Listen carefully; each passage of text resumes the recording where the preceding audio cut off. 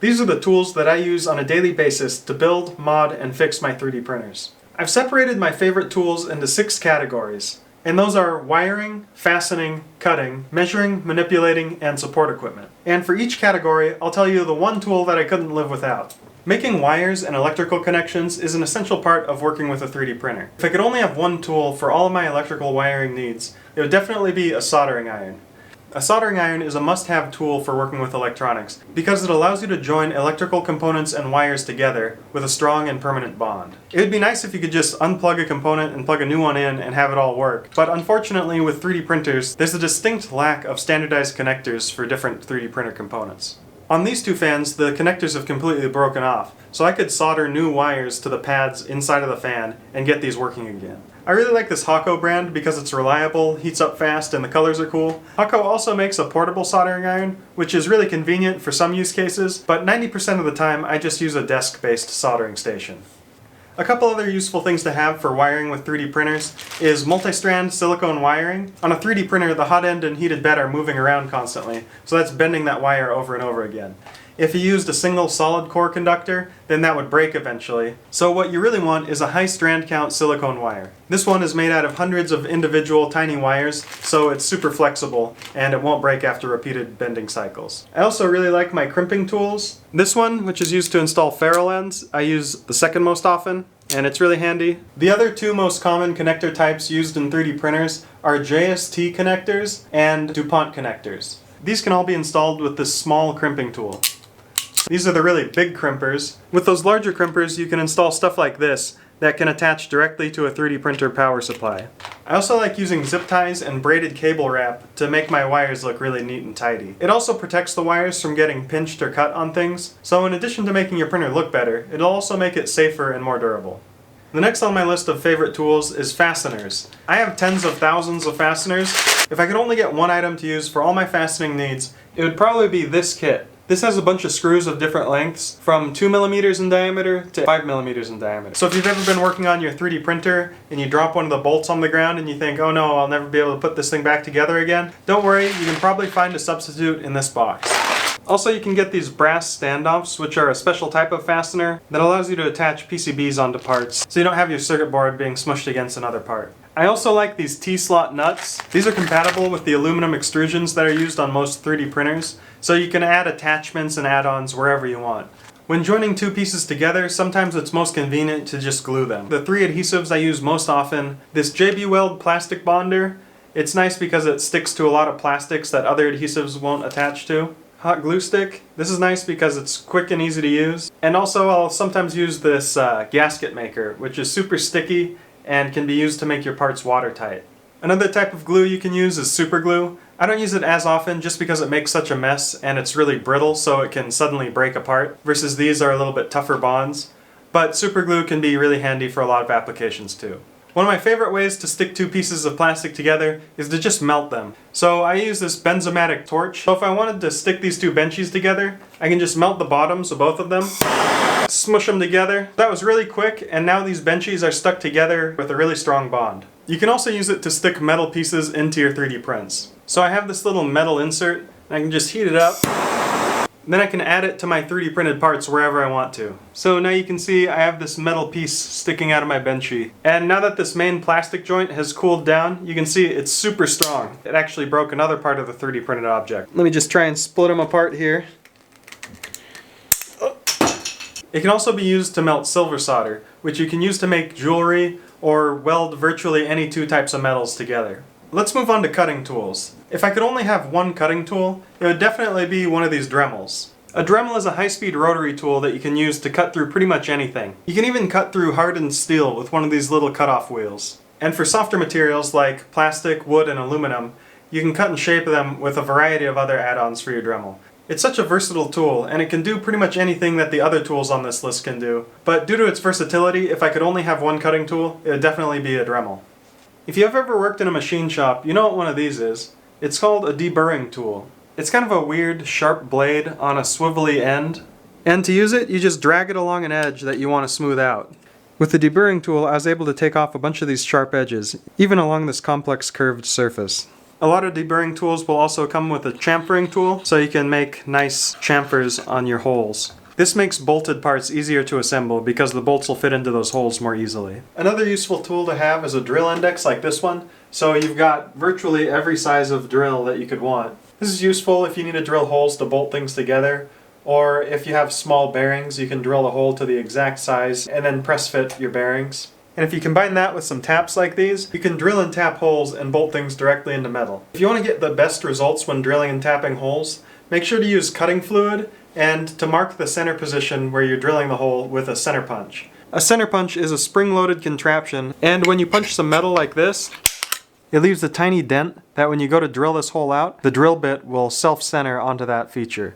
If you don't use a center punch, then the drill bit will probably wander around a little bit before it bites in, and your holes will be off by 1 millimeter or more. But with a center punch, you can get sub 0.1 millimeter accuracy. And you'll need a hand drill to be able to use these drill bits. I recommend something with a high-power lithium-ion battery. These drills are also great for post-processing your prints to make sure the holes come out really accurately. Because when you're printing holes, the inside surface is kind of rough just from the layer lines, and if you clean it out with one of these, you can get smoother running and more precise fits. A hacksaw is also a great tool to have if you want to cut aluminum or steel. If you want the ultimate tool for cutting and shaping metal, you might consider getting a CNC machine. They're actually pretty cheap these days, costing about the same as a 3D printer. Parts that are CNC machined outperform 3D printed parts in almost every way. They're just a lot harder to make, and the process of programming a CNC machine is much more difficult, and it takes a lot more attention to detail to get right.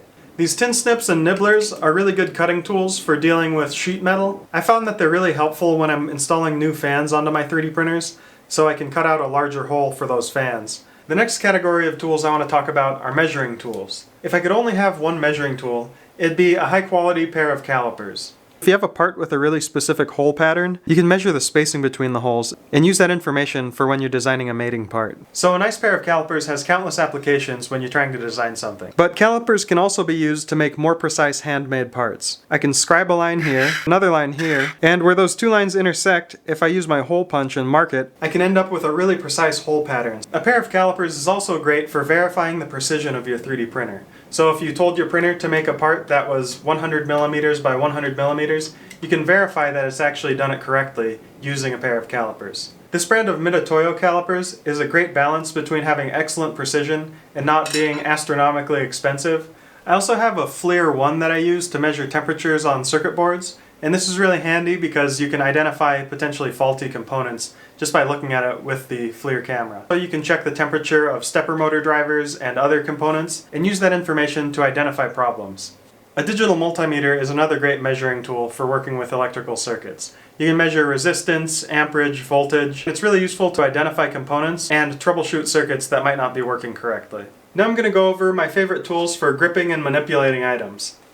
Most of my favorite tools are right here, and these are the ones that I use on a daily basis. If I could only keep one of these tools, it would definitely be my Knipex water pump pliers. Now, if you don't have a water pump at home, don't worry. These things come in handy for a lot of other applications too. Using this button, you can easily drop the jaw and give it a much larger jaw width. Add to that, these tools are incredibly strong, durable, and grippy. You can see they're super grippy. I can pick up this entire 3D printer really easily. These things are also really handy for pulling the parts off of your 3D printer's heated bed. If some of your parts are stuck on there really well and there's barely any surface to grip onto, these things can just grab onto it and pry it right off. These things are really cleverly designed and built to a high standard of quality, so they're definitely my favorite pair of pliers. There's also these weird wrench pliers things, and it's kind of like Knipex's take on a crescent wrench. So you can open them up really wide and grab onto any nuts or bolts. I rarely even use sockets or wrenches now that I have this tool, so it's a really handy tool to have on your desk for whatever jobs that might come up. They also make these two pliers in a huge range of sizes. They make them down to 4 inches and as large as 22 inches. I also have a couple needle nose pliers from Knipex because they have the precision of a pair of tweezers, but they're super strong. I use them to plug and unplug wires that are in tight spaces, and if I drop anything in a tight space, I can fish in there with these and grab it. I also like the long nose pliers. These are just a lot stronger and the jaws are longer, so you can reach into deeper areas. And I consider these to be 3D printer support equipment. I find that one of the most useful things for 3D printing is to have an Amazon Prime subscription.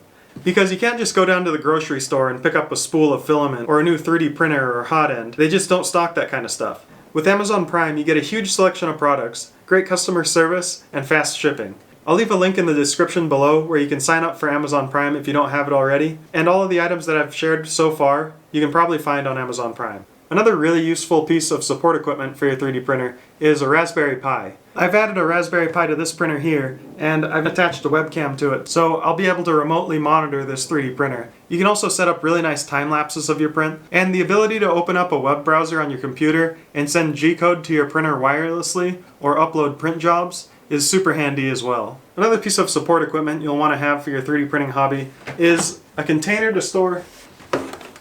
So you can see here I've got this giant box full of filament. I have a rechargeable desiccant in here too. You can also get one of these containers and you can store a spool of filament in there while you're printing with it.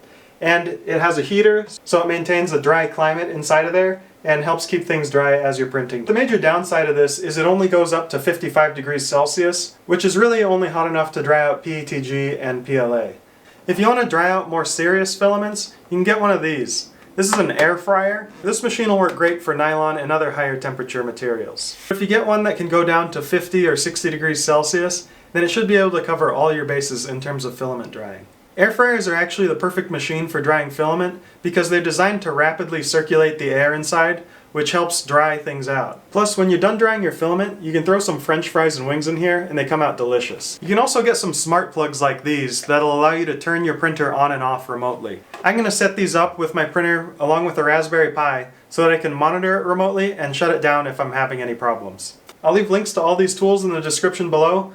I also published a video on the best 3D printers, 3D printer upgrades, and filaments that I've used in this past year. So if you want to learn more about that stuff, you should check that video out after this one. Thanks for watching, and I'll see you in the next episode.